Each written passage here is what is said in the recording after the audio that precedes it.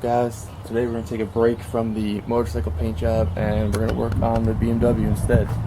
I don't know how many of you know this, but the E46s are notorious for having subframe cracks where the mounting points are. They basically rip the floor out if you have any sort of power or hard launches or anything, more so in the manual cars than the automatic, and obviously more so in the M3s than everything else because of the power difference. But since I'm going to be tracking this car and possibly drifting this car, I don't know if I'm going to track it or drift it yet.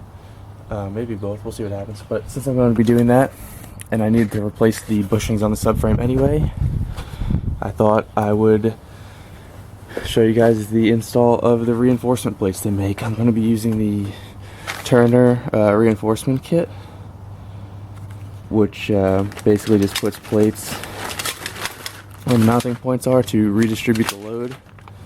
As you see there, they say to weld it, and that's basically what everyone on the internet says, except for people started using epoxy, which is what I'm going to do. I'm going to use a 3M 2-part epoxy and their gun. Some people are very against this, some people are very pro this. I'm very pro epoxy. I think it'll distribute the weight better. I mean, I could weld it in. It's not like I can't weld it, but I just think this will do a better job. So, alright, I'm going to start by getting under here and taking all of the undercoating off. It has to get down to bare metal.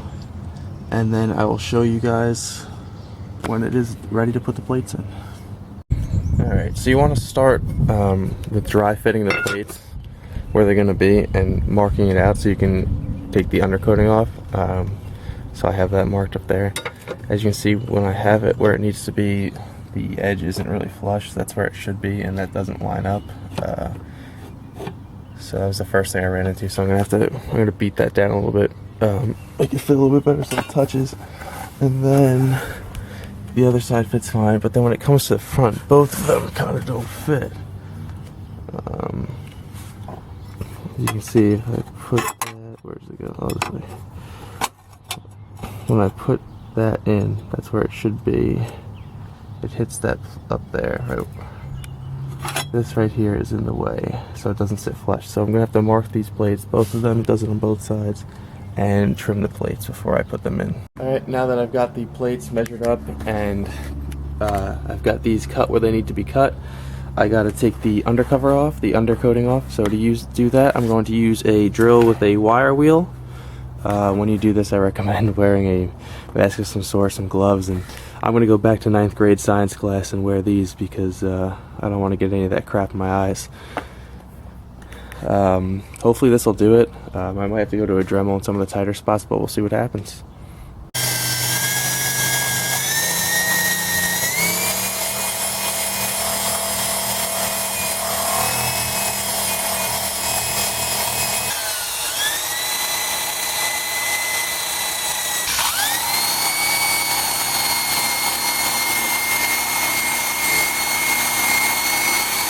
Alright, so I've got everything ground down to the best as I could with this tool here.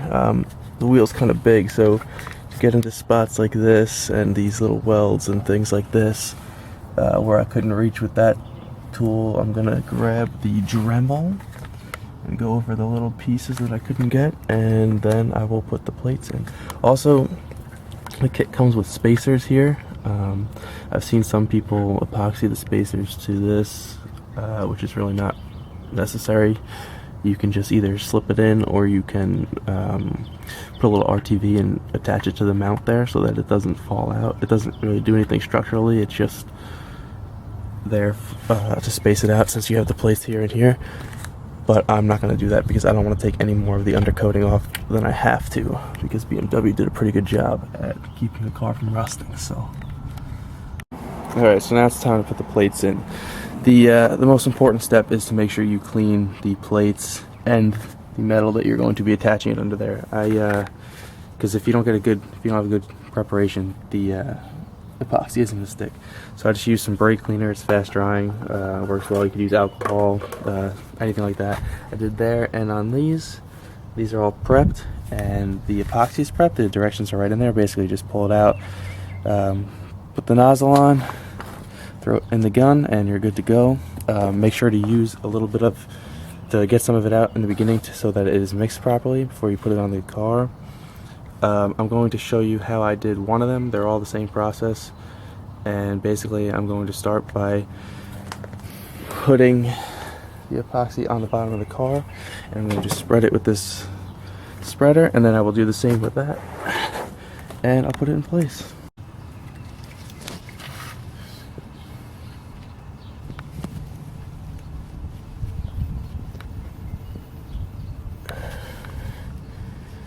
That's in there. I'm going to do the same to the other side of this plate here. I'm just going to cover this entire side and spread it out with that, and then I'll put it. Alright, so now this is thoroughly coated. I'm going to throw it in, and the kit comes with a bolt to hold it there. So now it is bolted up.